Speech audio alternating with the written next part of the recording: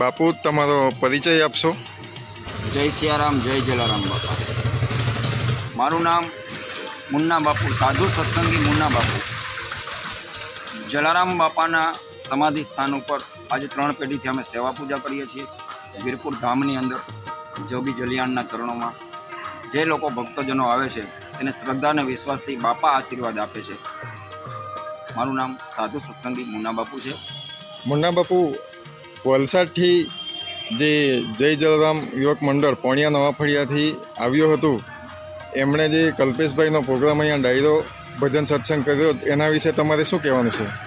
એના વિશે તો તમને તો શું કહું, જલારામ બાપાએ ઘણું બધું કહી દીધું છે કે હું એક પૂજારી તરીકે જલારામ બાપાના કે વર્ણન નથી કરી શકતો, પણ બાપાના આશીર્વાદને કૃપાથી જે કાંઈ અમને મને 3 પેઢીમાં જે પરચો જોવા મળ્યો છે કે જે બાપાના પીપળાની છત્રછાયા નીચે જે પોણિયા નવા ફળિયા જલારામ મંદિર જલારામ યુવક મંડળે જે બાપાના ચરણોમાં ધૂન ભજન અને સંતવાણીના શબ્દો રૂપી પુષ્પ બાપાના ચરણોમાં અર્પણ કર્યા છે, તો કાલે એવું લાગતું હતું કે આજ આનંદ, આજ ઉછરણ, આજ સલુણા ને સખી અમારા જલિયાણ ધામની અંદર જોવો ને પોણિયા નવા ફળિયા જલારામ યુવક મંડળનો કંચન વર્ષે મેઘ રામ નામ મેં લીન હૈ દેખત સભી મેં રામ તાકે પદવંદન કરીએ હો બાપા જય જય જય જલારામ। કાલે જે મને પરચો જોવા મળ્યો છે એનું વર્ણન નથી કરી શકતો।